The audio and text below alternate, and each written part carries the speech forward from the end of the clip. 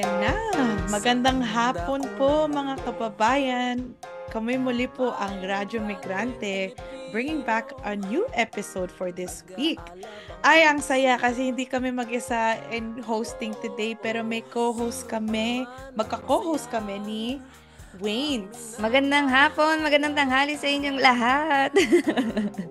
For today, we just wanna say, samahan niyo po kami for episode 19, no? Ngayong March 16, 2025, ang ating alamin ano nangyayari sa ating komunidad dito sa Toronto at sa Pilipinas. So, Waynes, kamusta ka na? Ang tagal na tayo hindi nakita. Oo nga. I mean, napakaraming pag-uusapan today kasi in the past few weeks, ang daming mga bagong balita na nangyayari. Lalo na nitong linggo na to, yung pagkakahuli kay dating Pangulong Duterte ng International Criminal Court. Ikaw ba, narinig mo na yung yung Oo. balitang yun? I think patulog na ako and then meron akong nakitang message. Diyos ko, gising na gising ako that first night na and habang yun the rest of the week, talaga yun yung napag-uusapan namin ng lola ko sa bahay. Talagang napapaunlad ba kung yung mga naging karanasan ng mga victims. So mabigat pag-usapan, pero I think the sentiment dito sa bahay na there should be justice served for the victims who have been have been a part of the bloody drug war under the Pangulo Duterte. Pero before we go there, I guess dapat siguro pag-usapan natin, ano ba yung ICC? Bakit ba hinuli si Duterte? Maybe we can kind of chit-chat yung ganun. But alam ko madami tayong pag-uusapan, pero for this episode, ito talaga lang mapapag-usapan natin today, the ICC, but also upcoming changes to the immigration system for caregivers dito sa Canada. So mapapag-usapan natin yan sa Pinoy Tayo segment after the break, but for now we'll focus particularly on this topic at hand tungkol kay Duterte. So yeah, umpisahan natin. Ano ba ang, para sa mga hindi perhaps are aware or have just heard it in passing, ano ba nangyari dito sa aresto ni Duterte, and yeah, what is everyone saying? Meron ka bang quick? So far, no? Actually, mix. Ang nakikita ko at least sa aking vicinity, sa mga kakilala ko, kapamilya ko, pati na rin yung mga nasa Pilipinas, kasi sa Facebook, no, makikita mo yung timeline kung anong mga sinishare at pinopost ng mga kakilala natin. Well, yung yung simula ng malaking usapan na ito, yung usapang paghuli kay Duterte ng International Criminal Court or yung pag-iimbestiga sa mga krimen ni Duterte sa kanyang war on drugs, matagal na yan. Ilang taon na rin, no? Kahit nung nakaupo pa siya bilang presidente. Kasi dun pa lang, meron ng mga gusto at nag-iimbestiga sa mga krimen noong mayor siya sa Davao. So talagang usapan siya dati pa. Pero lately, mas simula nung nung nagkakahidwaan na yung unit team, no, si Marcos at si Duterte, mas umiigting yung usapang papayagan bang ng Marcos administration, makikipag-cooperate ba ang Marcos administration sa pag-imbestiga kay Duterte, o yung mga usapan na yan. Pero nitong yung nung malaking pagbabago sa events na ito ay nangyari nung March 11, nung hinuli, no, ng International Criminal Court si Duterte pagkabalik niya ng galing Hong Kong. Kasi pumunta siya sa Hong Kong, nagkakampanya siya doon. At pagbalik niya, talagang escorted siya diretso sa The Hague sa Netherlands. May pinresentang arrest warrant. Na by the way, no, naging malaking usapan. Meron ba talagang warrant? Walang warrant? Nakita niya ba yung warrant? Larang tama ba yung proseso ng pagkakahuli kay Duterte? Yan yung mga tanong. Pero para sa mga kababayan na interesadong makita or gustong makita yung warrant na yun, available na siya sa online. Lagay nyo lang ICC Duterte warrant at makikita nila yung original na dokumentong inilatag no para bilang basehan sa paghuli kay Duterte noon. So yung Totoo. warrant na yun, merong um, ano yun, nabigay na yun sa gobyerno ng Pilipinas at choice na yon ng gobyerno na tawag dito na makipag-cooperate at mag-collaborate at parang ibigay si Duterte para litisin sa ICC. So, yun yung umpisa ng mga pangyayari. At mukhang narinig mo siya during that time no, nung March 11. Oo, and I think gusto ko lang parang yung timeline para lang sa mga listeners natin. Yun sabi nga mo, Waynes, yun ICC nag-start ng investigation noong 2018. May preliminary investigation ng 2018 and formally investigated ng 2021. So talagang this was investigating the war on drugs of his whole administration from 2016 hanggang 2022, no?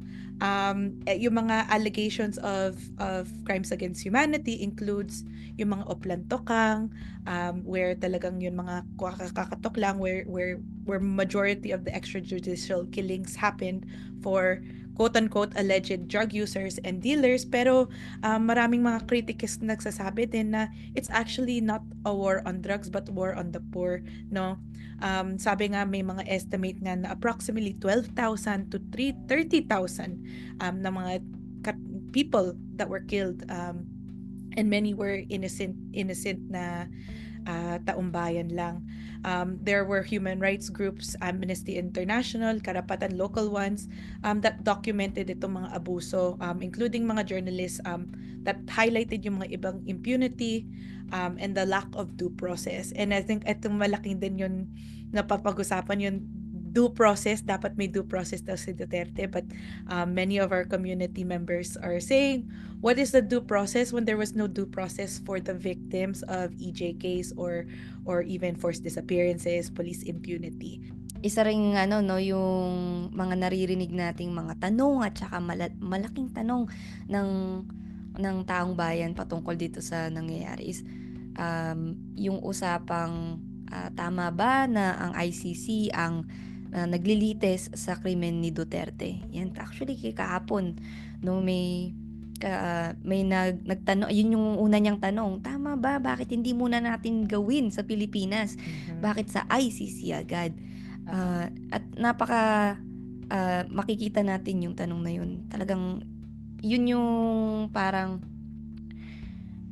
yung tanong ng soberanya. Yan ang gamit nila, 'di ba? Yan ang mga tanong. Pero ang Pilipinas ay miyembro ng ICC noon at talagang nag-sign siya sa mga rules and policies of being a member of ICC, which is an international court na ang role talaga nun ay imbestigahan at litisin yung mga krimen na alam mo yun na concern siya for the entire international community. Tama. At nag-sign doon ng Pilipinas. Dahil sa ang inimbestigahan particularly kay Duterte is yung taong 2011 to 2019. So parte doon yung Davao Death Squad no nung panahong mayor siya ng Davao at saka yun nga ilang mga taon na nagsimula na yung tokhang or yung Oplan Tokhang nila o yung war on drugs ang sinasabi nila. Tama. At I think what you mentioned then, Wins, is kasi sumang-ayon ang Philippines sa ICC.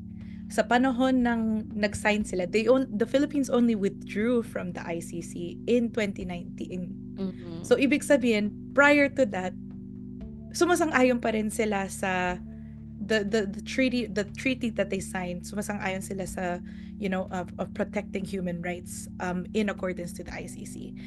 Now you also then it's questionable now, like what kind of human rights protections are there when the Philippines withdrew. Ibang linyang questioning yun.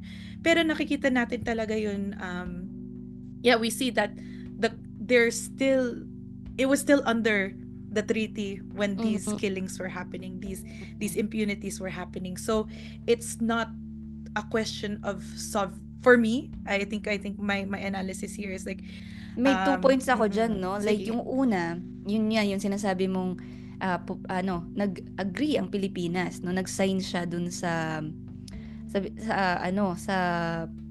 mga kasunduan sa pagiging miyembro ng ICC. And part of that agreement is that kapag nasimulan na yung investigasyon, kahit na umalis na ang bansa dun sa ICC, diretso pa rin yung investigation. Tama. Warrant pa rin yung investigation na yun. It's Tama. justified. Nag-agree ang Pilipinas doon. Ano ang logic behind that, having that that rule or policy as an ICC member? Simple lang. Kung ang isang bansa bigla siyang umalis ng ICC dahil meron ng piniimbestigahan na siya, no? Someone in power of that country. Iniimbestigahan na siya. Meron siyang personal na stake and personal interest in leaving the ICC kasi siya yung pinag-iimbestigahan. Kaya parte ng policy ng ICC, pag nasimulan na yung investigation, kahit umalis ka, tuloy pa rin yung investigation at pwede ka pa rin litisin.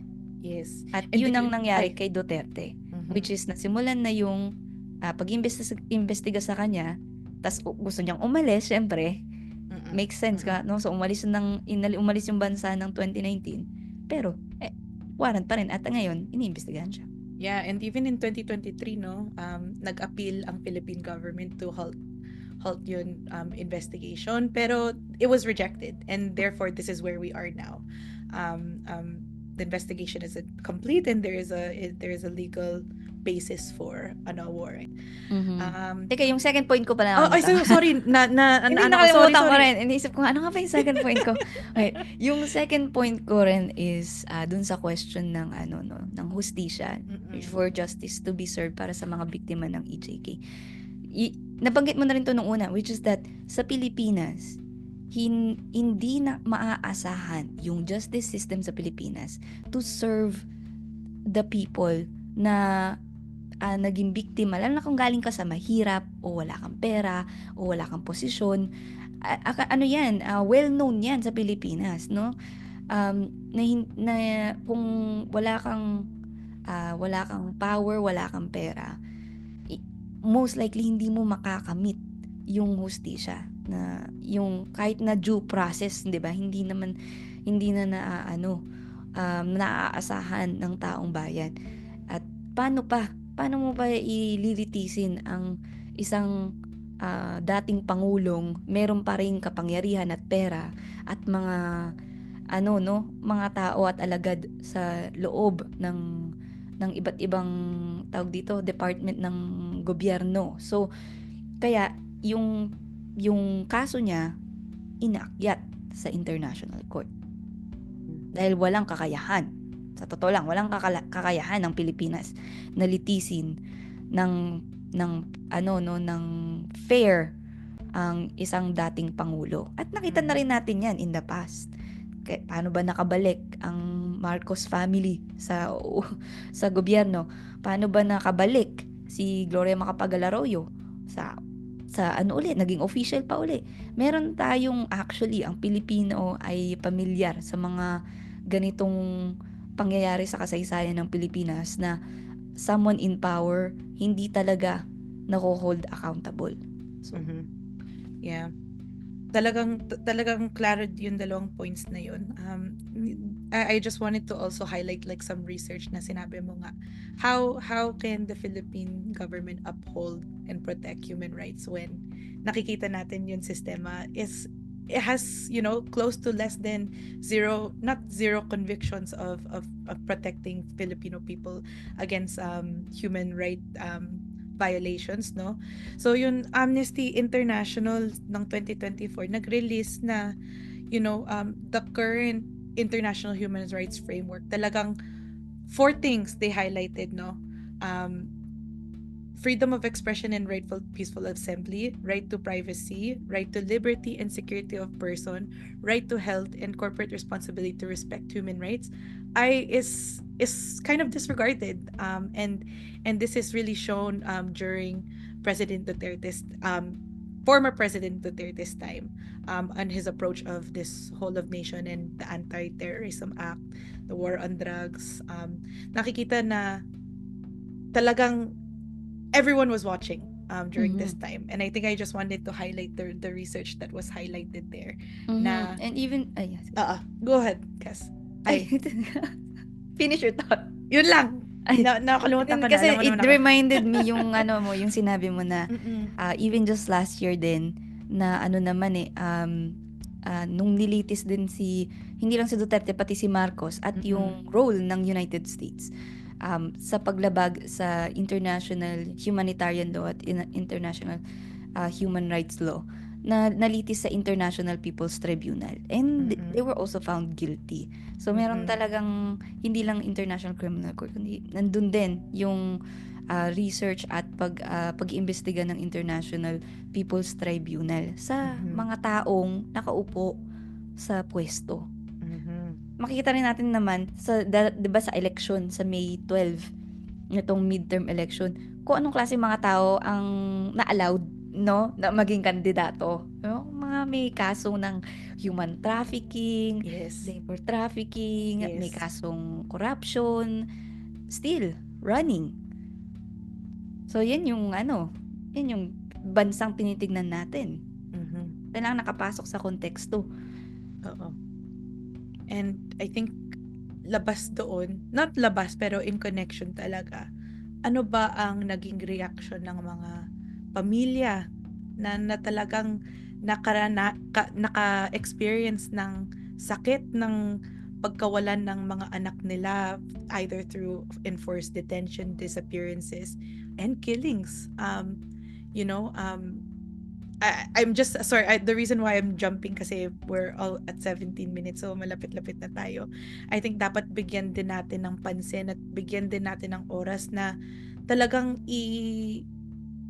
talagang ipalalim na ang daming pamilya talaga na nawalan ng family members or ng talaga na disrupt ang mga buhay nila due to these things. Yeah, I don't know. I think I just wanted to give space for that. Kasi pag naiisip ko tulad sila Kian, talagang iba yung pakiramdam ko, no? Talagang ang lalim ng sakit. And so I could only imagine what it feels like to be a family member, be a nanay. Sa mga ganong sitwasyon. Pero, yes. Actually, kahapon, yung mga organisasyon dito sa Toronto, no? Bagong Alyansang Makabayan, Anak Bayan, Migrante, at saka iba pang mga supporters and allies, nag-hold sila ng isang rally. At kasama na rin yun, isang candle lighting or vigil to remember yung mga biktima ng extrajudicial killings. At binanggit nila yung mga pangalan. Ilan lang hindi nila mabanggit 30,000 pero binasa nila yung mga pangalan ng karamihan sa mga naging biktima at inalala yung buhay nila at binigyang suporta yung patuloy na paghahanap ng hustisya ng mga pamilya nila. So, yeah. At doon nagtatapos ang first segment natin. So, Duterte had his first appearance kahapon sa ICC and will continue to talk about these conversations as the pre-trial and the trial continues. Pero patuloy po kayo nakikinig dito sa Radyo Migrante sa Toronto's Best Filipino Community Program. Huwag po kayong aalis mga kababayan. Makakasama natin ang mga community caregivers, advocates of Ontario, where mapapakinggan po natin mga reaction nila of the press conference that Mark Miller and Retchie Valdez took place in Scarborough last Friday, no? Mapapakinggan niyo po yan after the break.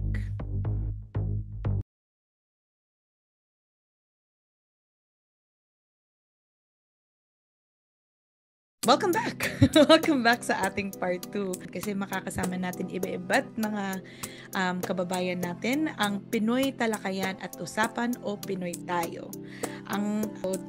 Makakausap natin ang iba-iba't na community advocates who are either currently caregivers or past caregivers themselves. Ang mapapag-usapan was their reaction sa recent press conference ni ex-Honorable Miller, Minister of Immigration, Refugees and Citizenship, and Minister Rechy Valdez. Pakinggan po natin. So, ako si Joey ng Migrant Workers Alliance for Change. Hi po sa lahat ng mga nakikinig para sa Radyo Migrante. I'm very honored to be here. Thank you. Magandang araw po sa lahat, lalo sa mga taga-subaybay at taga-pakinig ng Radyo Migrante.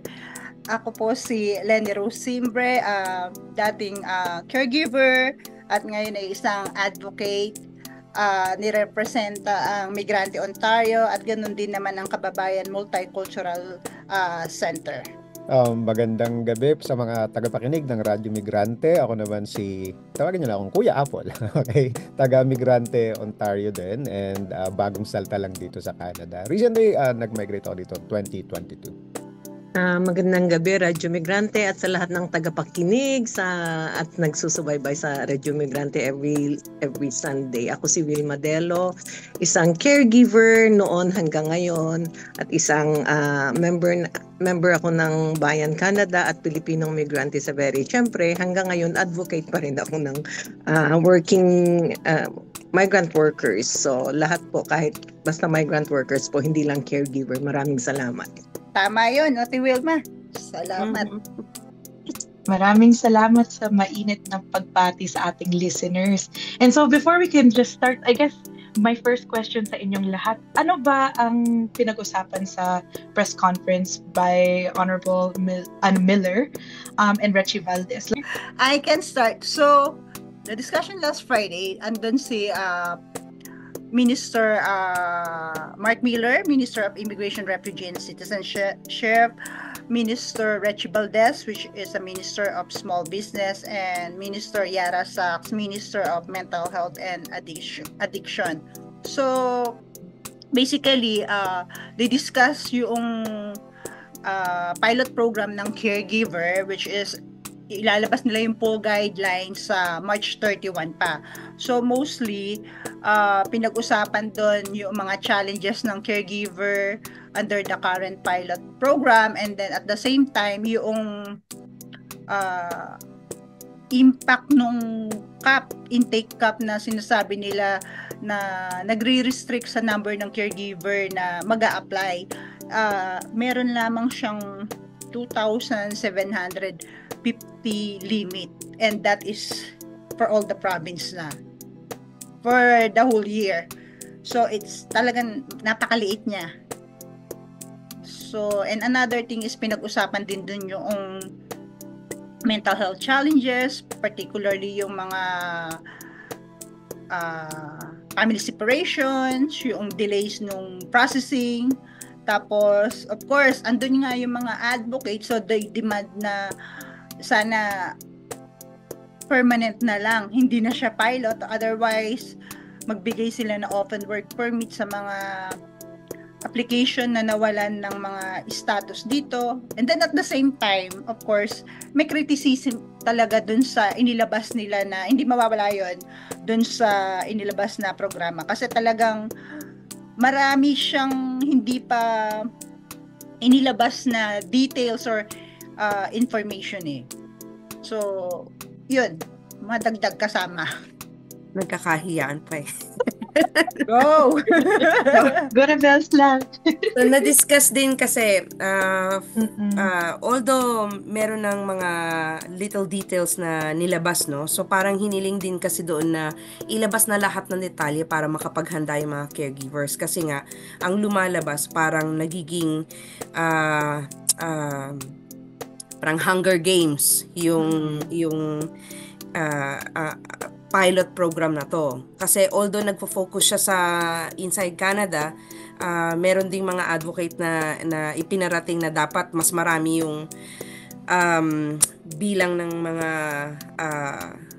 intake dito sa yung acceptance dito sa Canada, no, lalo na yung mga worker, kasi marami naman talagang worker dito na hindi pa nakakapag-apply, at saka alam mo yun, marami kasi yung concerns kasi ng intake cap at saka ng applications cap is yung paalala, yung nag-age out yung mga anak nila, number one, tapos nawawalan ng status yung mga hindi makapag-apply. So imaginein mo, kung hindi ka makapag-apply this year, maghihintay ka din next year. Kung matanda na yung anak mo, hindi mo na siya makukuha. Which is, kaya nga tayo nandito sa Canada, naghihirap na magtrabaho para makuha yung mga anak natin, makasama yung pamilya, right? So, yung mga effect na yon. Tapos,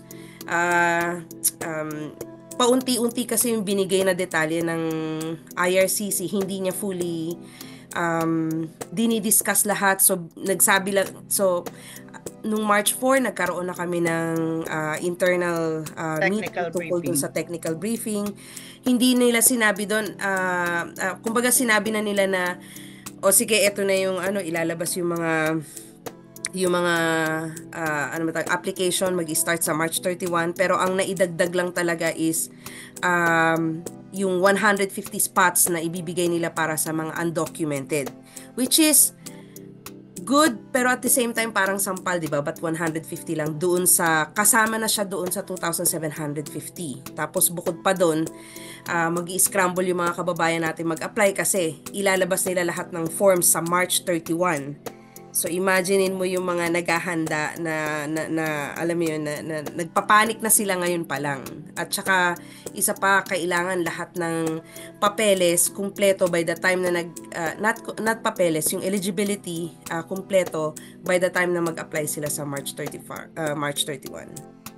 So, pwede lang maklaro. So, basically, yung naging expansion ng this pilot project, in-expand nila ng 2,700 seats, where yung dagdag sabi mo sa 150 is particularly for undocumented migrants.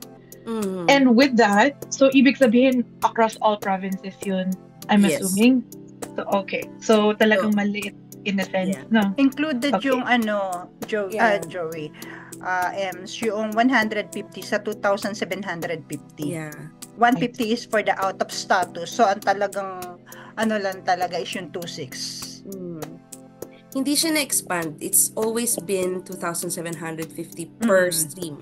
I was about to say Yeah. that. So hindi talaga siya na-expand. In fact, parang nabawasan pa para sa regular applications. Kasi yung 150 para sa mga undocumented workers, hindi sila dati kasama doon sa 2,750. Oo. So kung doon mo siya ibabawas, binawasan mo pa yung dati ng Yung cap. Right. Yeah. Gusto ko lang sa idagdag. Sige po. Naging magandang naman yung venue, yung event, yung round table. It's not perfect, pero yung naging siya, pagkakataon para maiparating ng mga advocates, ng mga caregivers, yung mga issues, concerns as to whether this will really go unheard. Sabi ni Immigration Minister, hindi naman daw yun mababaliwala, pero that's something else, no? Pero at least at this point na iparating natin, no, na yung katulad nung ni-raise ko nga nung issue dun sa additional job offer requirement for those who are already working and with experience, sa tingin ko kasi doon siya unjust, no? Kung meron lang sanang mahabang pagkakataon pa, I would have asked yung Immigration Minister yung opinion niya kung tingin niya ba doon ay injustice or hindi. So mas maganda kasi kasi if the liberals really, I mean, part of their I think strategy with doing this is because of the upcoming election, no? So kung talagang they are for the caregivers, they will take this seriously, no? Yung mga, kasi hindi naman mga unreasonable yung mga demands or questions na ni-raise doon sa round table. So, as to whether ko-consider yan, that remains to be seen. And dito kailangan yung natin, yung collective effort sa campaign, sa pagpupush. Kasi hindi naman siya makukuha sa isang roundtable discussion lang. Right? So, yun. Tama yung sinabi mo, Kuya Apple. Although in-acknowledge noong minister yung mga challenges, but the thing is, it's really small percentage yung 2,750, knowing na there's a high volume of applicant yung mga temporary residents, tapos alam nila na napakarami pang backlogs na hindi pa naaayos, so talagang parang it's really so unfair. At saka hindi siya reasonable din. Hindi, I mean, to me, parang hindi siya nagme-make sense. Yung context ng pinanggagalingan ko is, wala naman silang limit doon sa mga binibigyan ng work permit ng caregivers. Bakit nila bibigyan ng limit yung gagawing permanent resident, right? Exactly. So papasok ng papasok yung mga temporary foreign workers. Tapos pag nandoon na sa dulo na gusto na mag-apply ng permanent residence, lalagyan mo ng harang.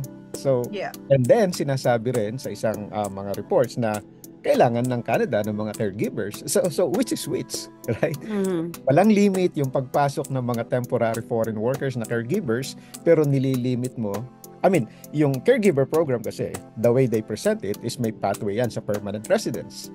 Pero kapag nandoon ka na sa dulo, mag-a-apply ka ng permanent residence, ginagawa mong napakahirap. Yeah.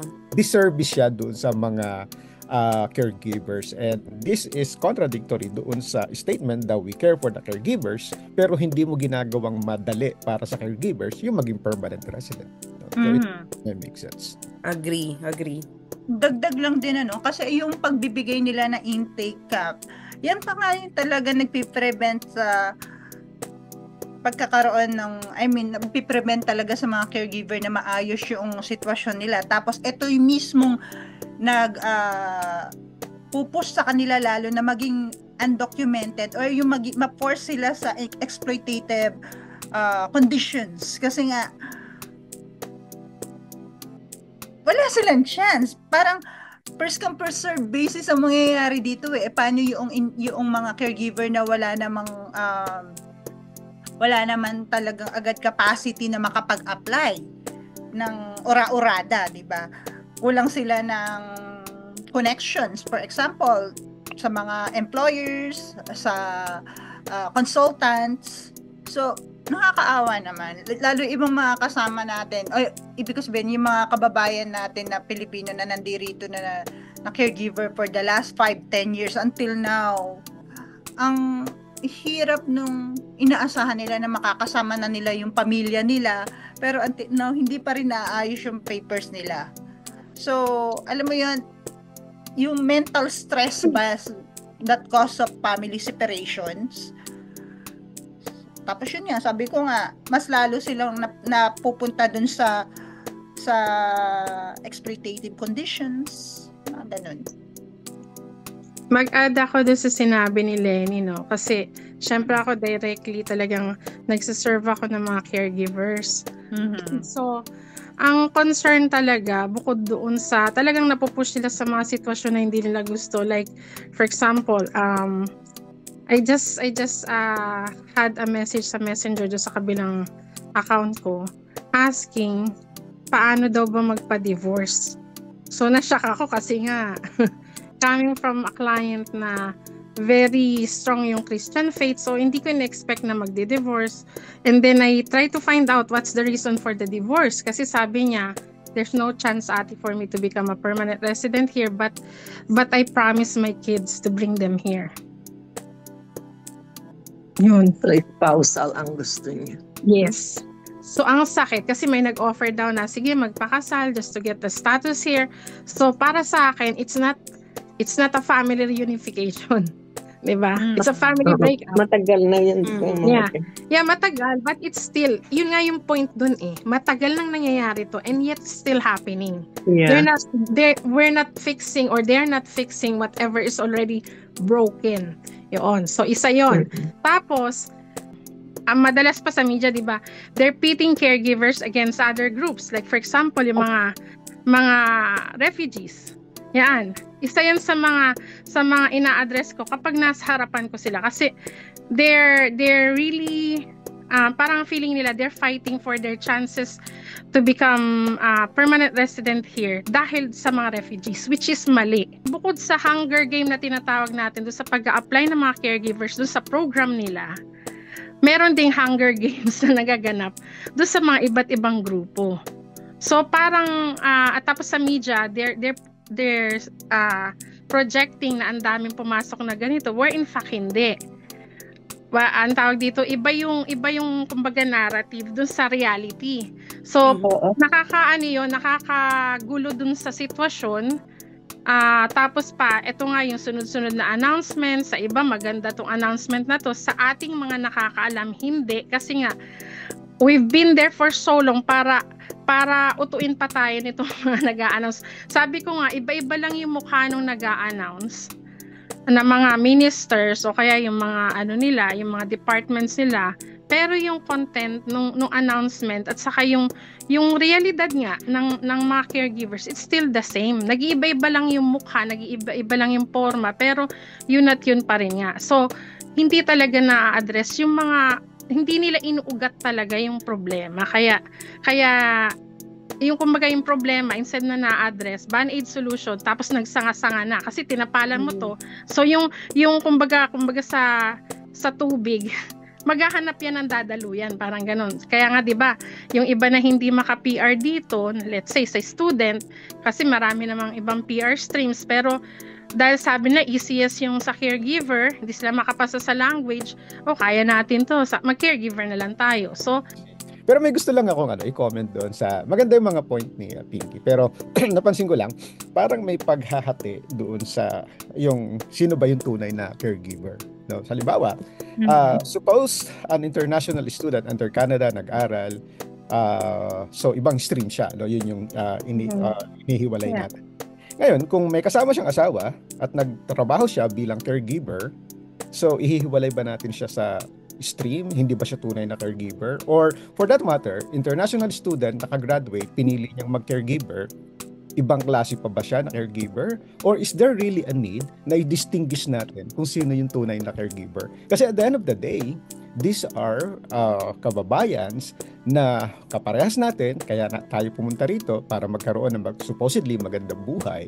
So, I mean, I'm curious lang, why is there a need to distinguish one class of applicants from the another? What are we trying to accomplish? So, yung government din kasi is, napapansin ko rin kasi is, instead na isolve nila yung talagang problema, like yung sinabi ni Pinky kanina, ginagawa nila is, pinipit tayo from each other, kahit na hindi naman totoo yung sinasabing data, pinag-aaway-away migrants itself, parang divide and conquer, right?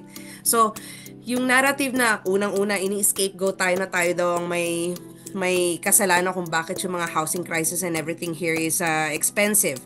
Number 2, sobrang dami, yung narrative ngayon na sobrang daming Indian na pumapasok, blah blah blah, no? Para naman yung ibang workers, nagagalit kasi nakikita mo within workers na sa dami ng refugees na binibigyan nila ng chance, tapos pagdating dito ganon-ganon, di ba? Yung hindi nila alam talaga yung mga nangyayari kung bakit naging refugee, kung alam mo yun, yung ginagamit ng government yung etong times na to para instead na mag-focus at isolve yung talagang problema, pinipit lang nila tayo sa isa't isa para mag-focus tayo sa ibang paraan, and then we'll forget about it, and then tsaka katulad nga niya, napakahirap talagang mag-organize ngayon, lagi ko nga sinasabi sa mga workers, really really hard to get them to organize dahil yung iba dahil sa different streams na rin ng caregiver alone, so yung iba syempre pumasok dito as HEC, under HECP, naka-open work permit. So wala silang masyadong struggle. They just need to finish the work experience and then tapos na. Samantalang yung iba hirap. So yung division alone ng yung pagkakaiba lang ng pagbibigay na lang ng work permits sa caregivers lang, meron na kagad na yung division. So ano pa kaya yung buong TFW program? Kanina, pwedeng dagdag lang yung kanina sa first one. No problem. Kasi yung nabasa ko sa website nila, nakakalungkot kasi ang mga dates, sabi niya yung sa outside, we will open on the later date. So, talagang walang, sabi nga ni Pinky, walang kasiguraduhan. Mhm. Tapos, yung dito naman, we will update our website. Iba yung sinasabi nila sa consultation, iba rin yung nakalagay sa website. Parang talagang, tapos at the end of the meeting, sinabi naman niya na, paano na pag nag-iba na naman ang mga, ang sa election, ganon. Siyempre, iba na naman yung program. So, parang, alam ko talagang ginagawa lang tayong business. Wala nang iba.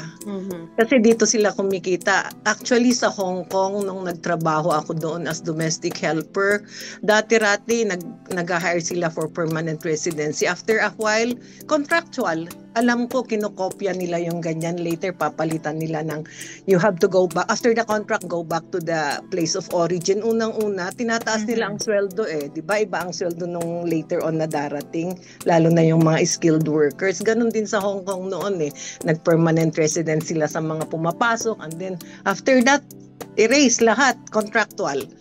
Kaya sabi ko, ini-engineer nila yung ganyan dito sa Canada. Later on, magiging ganun yan. Contractual na lang lahat. Your role as caregiver advocates and community organizers to empower and to organize our Filipino migrant community.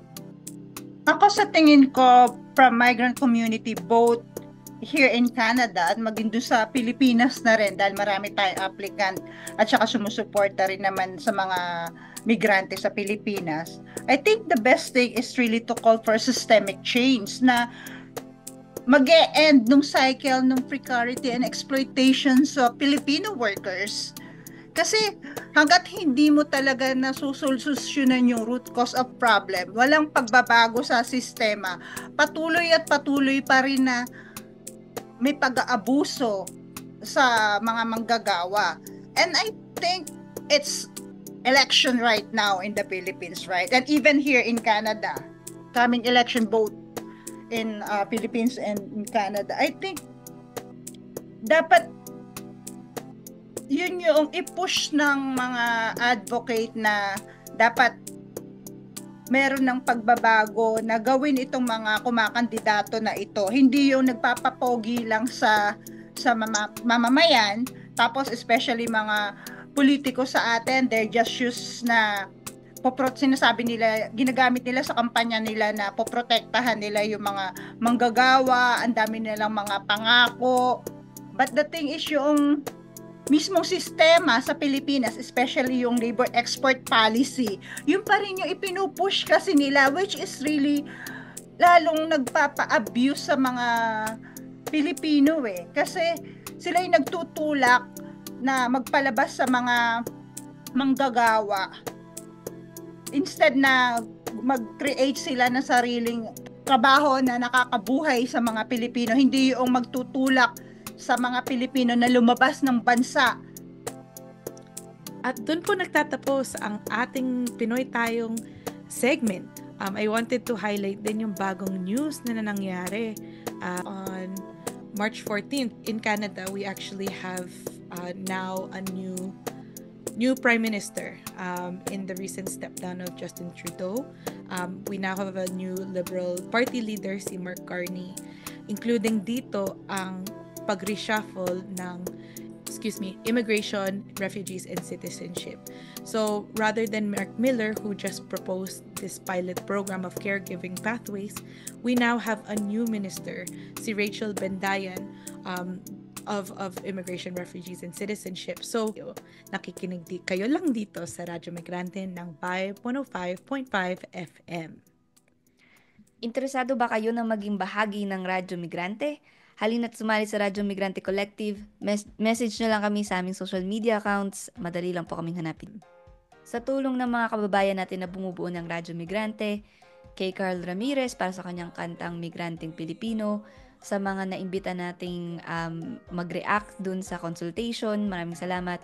At higit sa lahat sa inyo pong mga nakikinig sa Radyo Migrante tuwing linggo mula 1:00 hanggang 2:00 ng hapon, maraming salamat po. Yes, and hanggang sa susunod mga kababayan, muli, mabuhay po kayo at mabuhay ang bayang Pilipinas.